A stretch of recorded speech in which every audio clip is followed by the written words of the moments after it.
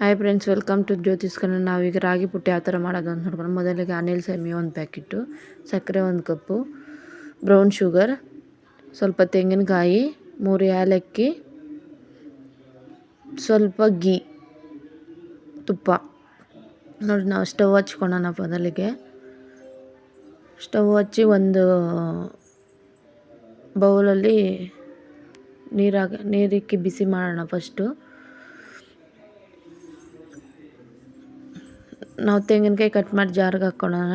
ನೋಡಿ, ತೆಂಗಿನಕಾಯಿ ಕಟ್ ಮಾಡಿ ಹಾಕ್ಕೊಂಡಿದ್ದೀನಿ. 3 ಏಲಕ್ಕಿ ಹಾಕಿ ಮಿಕ್ಸಿ ಹಾಕ್ಕೊಳ್ಳೋಣ ನಾವು. ನೋಡಿ, ಮಿಕ್ಸಿ ಮಾಡ್ಕೊಂಡಿದ್ದಾಯಿತು. ನೋಡಿ, ಈಗ ನೀರು ಕಾದಿದೆ. ಈಗ ನಾವು ರಾಗಿ ಸೇಮಿಯಾ ಇದೆಯಲ್ಲ, ಅದು ಬಿಸಿನೀರಲ್ಲಿ ಹಾಕಿ 5 ನಿಮಿಷ ಅಷ್ಟೇ ಬೇಯಿಸಬೇಕು. 5 ನಿಮಿಷ ಬೇಯಿಸಿ ಉದ್ರುದ್ರಿಗಿರಬೇಕು, ಜಾಸ್ತಿ ಕುಕ್ಕಾಗಬಾರ್ದು. ನೋಡಿ, ಬೇಯಿಸಿ 5 ನಿಮಿಷ ಆಗಿದೆ.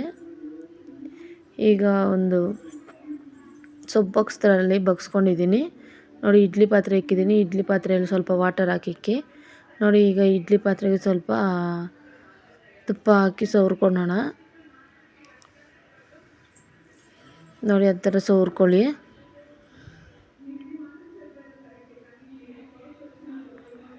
ನೋಡಿ, ಸವರ್ಕೊಂಡಿದ್ದಾದಮೇಲೆ ಈಗ ನಾವು ಬೇಯಿಸಿಕ್ಕಿದ್ದೀವಲ್ಲ ರಾಗಿ ಸೇಮಿಯೋ, ಅದು ಆ ಇಡ್ಲಿ ಪಾತ್ರೆಗೆ ಹಾಕ್ಕೊಳ್ಳೋಣ. ಇಡ್ಲಿ ಪಾತ್ರೆಗೆ ಹಾಕ್ಕೊಂಡು, ನೋಡಿ, ಇಡ್ಲಿ ಪಾತ್ರೆಯಲ್ಲಿ ಇಕ್ಕೊಂಡು ಅದು ಒಂದು 5 ಮಿನಿಟ್ಸ್ ಬೇಯಿಸಿ. ಆ ಥರ 5 ಮಿನಿಟ್ಸ್ ಮೇಲೆ ಬೇಯಿಸಿದ್ರೆ ನುಣ್ಣಗಾಗ್ಬಿಡ್ತದೆ.